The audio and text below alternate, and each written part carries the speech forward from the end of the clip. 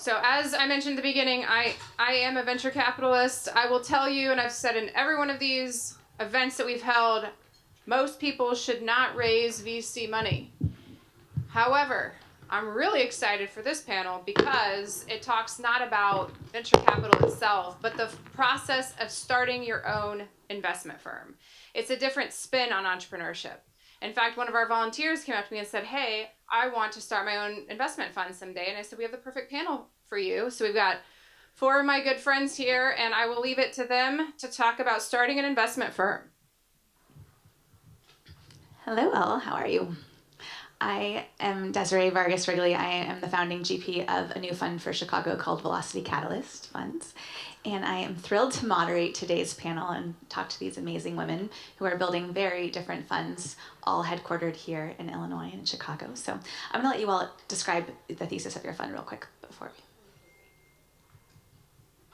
Hi everyone, I'm Betsy Fore from Velveteen Ventures. My fund invests in children and the planet for the next 7 generations. We're the first Native women-led fund in the nation. We're still kind of in stealth, but we're already deploying. And we'll go into more detail, I think, about the structure of it all and the thesis. Or would you want me to do that now? Yeah, let's go ahead and cover what kind of checks to writing, what stage. Yeah, so we invest in seed to Series A. Between 500K and 4 million. We reserve 30% for follow-on. We've already made our first 3 investments now into our verticals as they pertain to children and healthcare, which relates to pediatrics. In community and in consumer, with my background building consumer companies for almost 2 decades prior. And my partner, she most recently led the Patagonia Home Planet Fund, the only other Native woman in the space doing this work. She's truly a unicorn.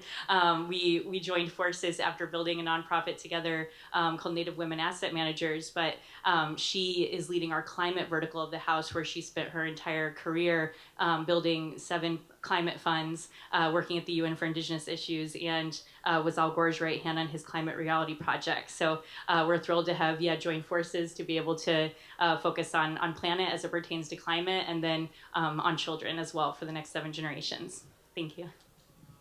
Great.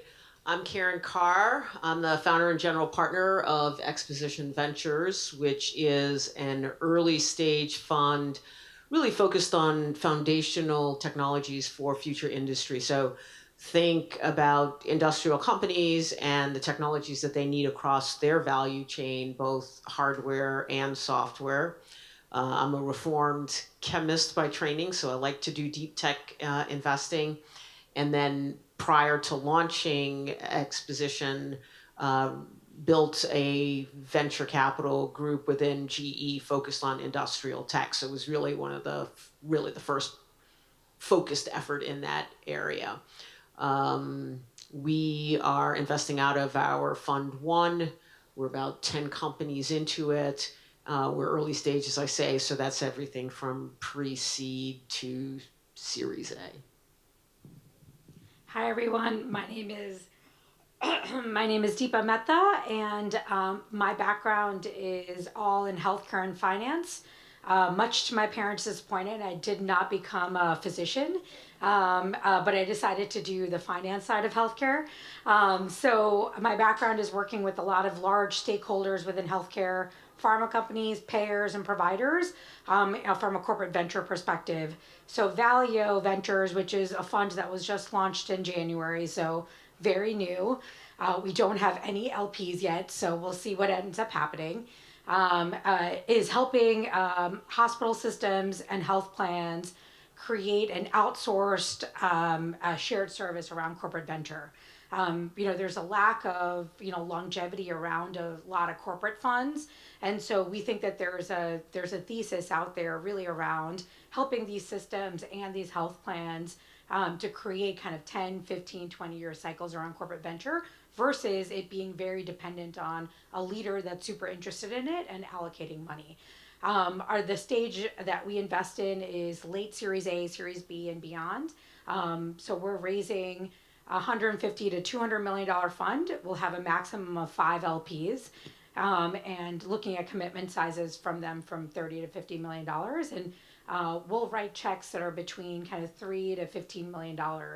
We can go all the way out to doing a lot of private equity like deals as well, where we're a smaller check and bringing in a larger private equity firm alongside of us. And it's all healthcare IT and healthcare services. And I'm technically the moderator, but I'm going to straddle a little bit of both worlds because I'm building a fund that is both a direct fund that will invest hopefully alongside these ladies' funds, and then also a fund of funds that can hopefully invest in their funds. Here, focus on the core sectors for Chicago. So it's one of the few hybrid funds I think that exists in the Midwest. Okay, so on that, each of you can kind of tell it has taken a unique path into getting into venture. So can you take a couple 60 seconds and talk about, not your full bio, but kind of what brought you into venture? Yeah, so definitely being a serial founder for those, almost a couple decades. My first company was in the hardware space, the first Fitbit for dogs. I then went on to build a company called Tiny Organics for my firstborn son. I actually grew that company to over 13 million in revenue in the first 24 months, and then became the first Native American to ever raise a Series A round of funding.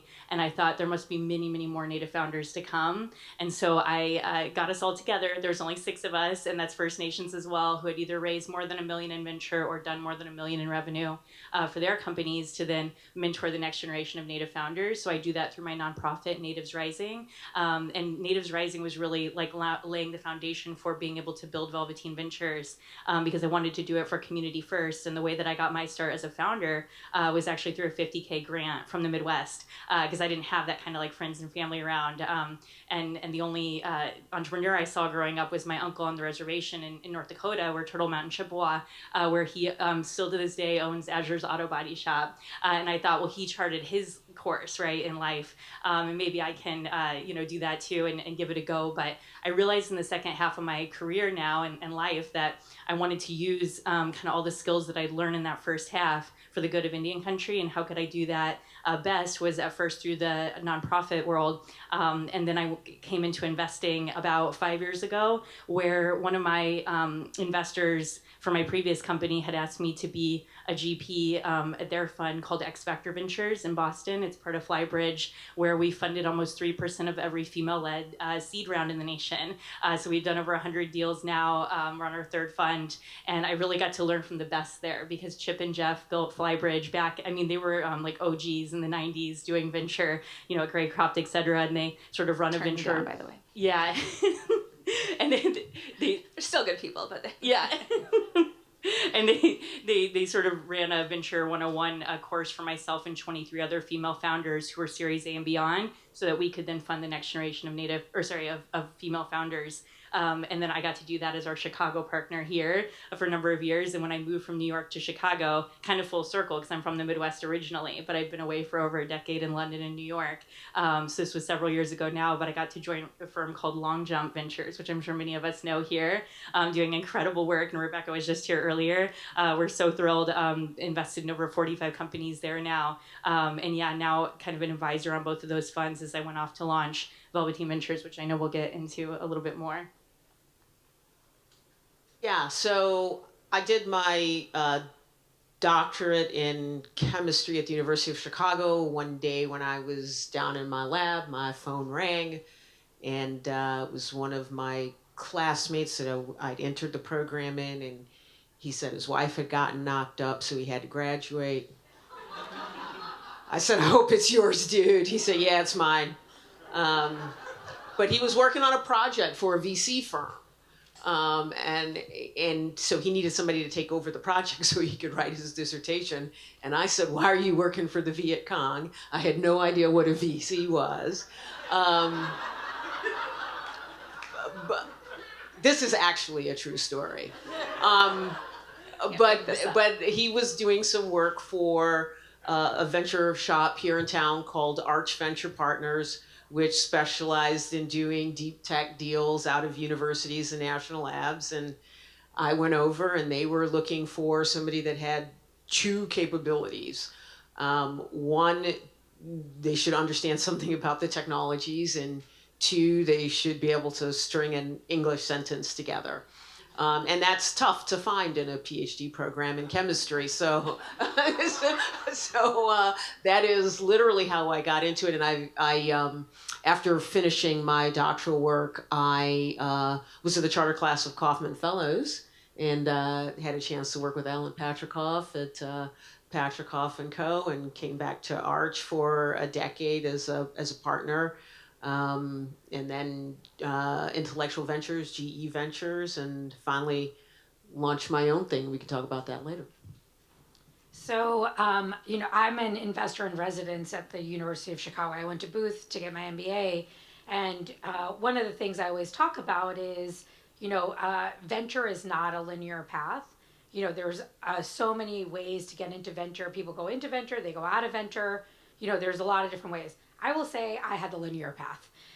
So my linear path was I did healthcare investment banking, I did healthcare private equity, and then I went into healthcare venture capital. So it was a little bit different in the sense that I wasn't an operator. I had never kind of found my own company. I hadn't run anything. I didn't have a P&L.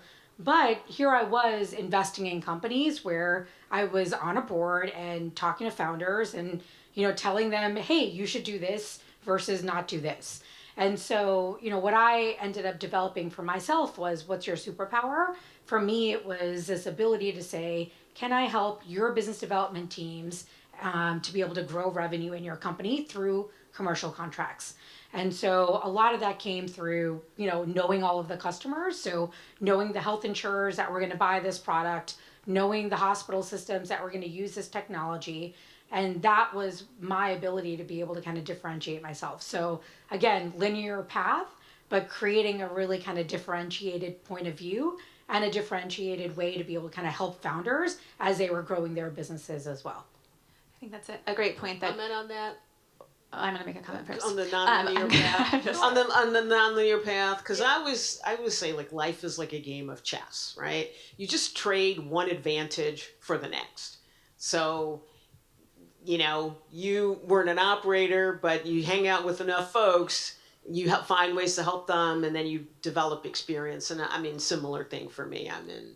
Well, good, we were on the same wavelength. I was going to say 50% of us have been founders up here, and that's one path. You get to actually be in it and be in the trenches. But then also when you're witnessing it and you can see patterns and opportunities that maybe we can't because we never got to that stage. There's a lot of value, I think, in coming into venture from different stages or different experiences and backgrounds. So let's dive into short, because we don't have a ton of time left. So short answers. What was the first step when you said, okay, I'm going to start this venture fund? Like, what was the actual first step? Yeah, myself as a sole GP with Carla still leading Patagonia at the time, it was very much like, okay, I guess it was kind of the way that I'd started all my other companies where it was like, well, I got to build the thing, right? So I got to figure out, and that's the really fun part, like the 0 to 1, I just love. And I sort of already had the name because of my grandma giving me, sorry, I know you said short answer here, but. Yeah, no grandma stories. Next. Okay, no long answer. Okay, I'll talk to my grandma later. No, but really, what was the first actual step besides naming the company? Or maybe it was naming it. Maybe you started his name. It was the name, yeah. Okay, it was that's great. The spark of it for me started when I was 5 years old. And my grandma gave me a Velveteen rabbit from Goodwill. We said he was Velveteen anyway. That I believed if I loved him enough, he'd be real. But that's what founders wake up and do every day, right? Okay, they pour enough love, attention, and care into something, and I wanted to let them know I'll be alongside them for that journey. So it's important to me because this is the legacy work, right? I want Velveteen to outlive me, and we're building it for the next 7 generations. So I realized that in order to truly shift the power in the nation, I needed to actually be on the other side of the table and the one writing the checks and not just the kind of one-track mind of the founder. I'm trying to channel Jennifer and keep the E in efficiency going. So yeah. I think the first step was just saying that I was going to do it to other people. And as a result of that, one of my Kaufman Fellow colleagues who was at a fund of fund asked me to come in. He said, I heard you were doing a fund. Come in. I didn't even have a deck, but I went in and talked to him about what my investment thesis would be and what my background was that made it make sense for me to be doing that thesis. And yeah, that was the very first step. So for me, it was finding a partner. So I knew I wanted to have $150 to $200 million fund, and at that point, it can't just be a solo fund, and so I really wanted to find somebody that could work with long term. I think one of the things that is really difficult is what does your partnership structure look like? How do you work together? Do you have an open line of communication? So we were really, it's essentially like getting into a marriage with somebody for a really, really long time. And so, that's kind of how Dave, my partner, and I approached it. And that's how, we, communicated really well, but, we didn't have any problems yet, but we have a coach to kind of make sure that if there is conflict, we know how to resolve conflict. Because if you can't figure out a way to resolve it, it makes everybody on your team and makes your fund not be successful. So and probably the other key part is economics and making sure that you're aligned from an economic standpoint as well. So all of those were kind of key important points to, at least for me, in the first step in the journey to do it. And I'm going to add a quick part of mine, and that is that I really identify as a capital entrepreneur, and that means starting with the problem first and trying to do the discovery work to understand why is Chicago's venture economy so much slower than a lot of other cities, and why haven't we seen the kind of pickup that other cities have seen. And I really just recognize that there's so many multiples to be had if we do early stage investing right here, because we just have incredible industries. So I started with the research side and inquiry and curiosity. All right, so the macroeconomic climate is something that we're all hearing about and feeling, and fundraising is notoriously hard, and now there are 4,000 venture funds in the United States. So how do you guys think about kind of making sure that you stand out in this time where fundraising is one of the biggest challenges, both for founders and for emerging GPs? Yeah, I found the best piece of advice in all my years of fundraising is always just to be your most authentic self, and it will attract the right investors to you. I truly believe in that. It's the investors that are already leaning in that want in, and we've only raised from institutions to date for my fund, and I believe that's because we are so values aligned with them, right? They were searching for us before we ever even came to market. It was like right there, and that to me, it's not just kismet. That's really something that's meant to be. I think there's a bigger power at play there, right? But it all comes from kind of living through that authentic lens of just becoming who you were meant to be, right? Based on you and your background and what it is you're trying to bring into the world and your purpose. Yeah, I mean, I think we'll tell you should have a unique thesis or approach to investing or what have you. There's probably not too much new under the sun. I do think it is a function of showing an opportunity to make money and why your background is well suited to it at the end of the day. As I said, we do industrial tech. I built a team that was one of the first groups doing it. Actually, when I first went out and talked to people, they're like, we only understand enterprise SaaS. I don't know what you're doing. We don't have a thesis around that. Now there are actually a bunch more firms doing industrial tech. But what I tell them today is, and we have a realized track record in the space. So I hope that helps us to stand out. Yeah, I think for us, it's very much this idea of how are we providing strategic ROI in addition to financial ROI to our LPs. So, the goal is if you had 5 hospital systems in one fund, it's not just about generating financial returns. It's about, are you helping them be more efficient? Can you help, run operationally something a little bit better using a specific technology? And they don't necessarily have to translate into an investment, but they could help with so many other things, so many other problems that system is dealing with. So I was at Advocate for 4.5 years and spent a lot of time with our chief population health officer, our CIO, and others to be able to identify a lot of these problems. And I think coming out of a large hospital system and then going and talking to other systems, you can see that a lot of them have the same problems, and can you really be able to kind of affect them operationally and be able to either get cost savings or generate revenue. I think that's just as important as providing financial returns to them on the back end.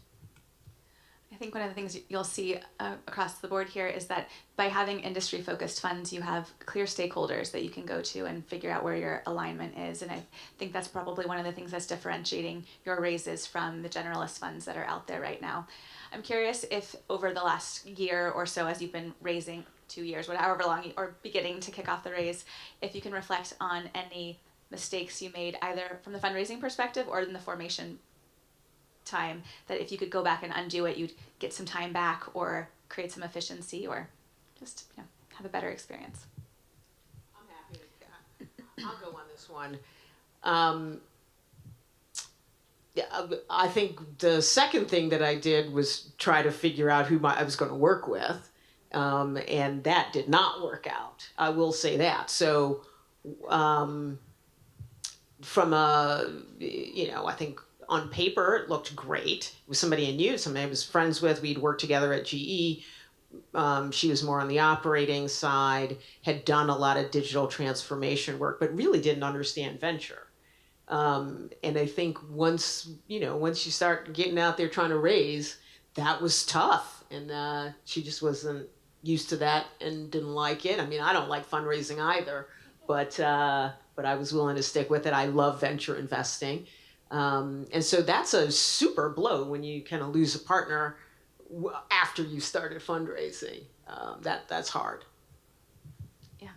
Are you going to bring on another partner, you think? We will absolutely expand the team. I mean, when we had after we closed the fund, I brought in a principal. The principal's on a path to get promoted, and I'm also looking at bringing in another partner that I've worked with closely for the next fund. Yeah. Diva, do you have any early Yeah, I think that the other thing, we haven't done this again, we're like 6 months into this, but the other thing it feels a little off because when you're, in a market where you don't have capital to deploy, you're constantly looking at deals, but, it's really hard to be able to kind of go and you don't have any commitments yet, so it's hard to kind of deploy money or have a first close. And so, I think what we're starting to kind of think about are there SPV opportunities? Are there things that we can kind of really be able to do in the interim until we get the fund raised to be able to kind of go out and make sure we're still in markets and we're still adding value to a lot of these companies that we're kind of investing in right now too.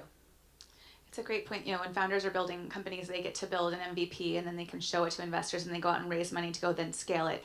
When we're building our funds, we have to really sharpen the axe for so long before investors, want to come in. And without a personal track record that is emblematic of the thesis, it's actually quite hard to raise. So SPVs are a really important part of building that track record. Do you guys want to talk quickly about any other hacks maybe for building track record along the way? So one of the other ones is just if you do any angel investing, right? So small checks into companies where, you develop a relationship with the founder, you're helping them with specific problems that they're trying to solve. Those are really great kind of case studies and stories to be able to kind of say, I wrote a really small check, but I made a really big impact. And these are the things that I've done in order to do that. And you obviously have the CEO there to be able to kind of back you up and say, yes, they did all of those things for me. They invested at this valuation, they exited at this, again, they're smaller dollar amounts, but could give you a really good kind of story for why you're different, why they should invest into you and what you can kind of bring to the table. Okay. And then Betsy, I'm going to have you do the last question about how do you think it's kind of an advantage in this moment to be a woman and from an underrepresented community raising out in today's climate? Yeah, I think everything in your story you leverage to your advantage, right? I was trying to rack my brain right now, like any mistakes along the way too with that question. And I was like, well, no, because we just always turned it into a victory. It's like what I tell my founders, what I try to live by too is if it's not this, it's something better. And I think when you live with that knowingness, it's like it will come to fruition. It will happen, right? And so that's been the kind of the thread of my story, so much of it. But I do think that in differentiating yourself, it comes back to kind of being your authentic self once again, right? I was actually just looking at a quote, if you wouldn't mind me reading it, by the famous psychologist, I'm sure many of us know, Dr. Wayne Dyer, but if you don't, to look at some of his content. But one of the things he said was, our job in this lifetime is not to shape ourselves into some ideal we imagine we ought to be, but to find out who we already are and to become it. And I think that just like sums it up so beautifully, that it's sort of like anything you want. If you want to become, I know we're going to talk about this, but if you want to become a VC, do it, right? You can find a way. You can put yourself out there in terms of what that secret sauce is that you bring to the table that I believe is rooted in your values, right? I talk about in my book, and so I'm going to plug it right now too, because it's on for pre-order, built on purpose. But yeah, it's that whole method of trying to find something from your lived experiences, right, that you can then offer as a gift, right, in reciprocity to the world. And I think people are really receptive to that. Sorry, I know this we're isn't done the with woo time, panel, but I will we're getting share. there. We have bonded over Wayne Dyer late at night at an airport. So, like two words. Any final thoughts for anyone in the audience thinking about becoming a VC? Any advice? Yeah, I write about it in my book. I mean, you can do it, right? And I kind of, I'm not Buy her book, plugging it buy her again, book. but I agree with her. You can do it. Yeah. Yeah, no, I think it's just this whole idea of, trying it out. It's just like building a company. What we're doing is we're founding firms, but it's just like building a company. It's people oriented. It's, relationship oriented. And so that's what we're really good at, right? As females. And so I think that, if you shouldn't let your confidence or any of those other things feel like, hey, I can't do this. There's a lot of different paths out there. I mean, I think I have two thoughts. The first thought I have for you is, why do you want to do it? And you really have to understand why you want to do it, because VC is not a get rich quick thing. It's a get rich slow, and particularly when there are no exits, right? I'm losing money right now, building my firm. But I think that's true of lots of founders, right? So know your why. I think that's important. And then the other thing that I think is important is to approach it with an abundance mentality. For me, it was very helpful to be in a community of other, GPs raising funds and sharing leads and contacts. And, when I talked to a foundation who was like, yeah, we're interested in Native Americans, I'm like, yeah, that's not me. But Karen, you brought us an that's LP you. before as well. Yeah. Right. Yeah. Oh my goodness. There you go. Yeah. You always coach the thing. So take an abundance approach. Absolutely. And Dipa, I was going to make that same comment because you're an LP in long jump, right, as well. And that was another connection that we had early on. But it's a way that you can create and find a pathway into that access point. Yeah. And my final piece of advice is to build it here, because we have so much money here, so much opportunity, and so much talent. And we need your creative energy bringing capital to bear. Thank you.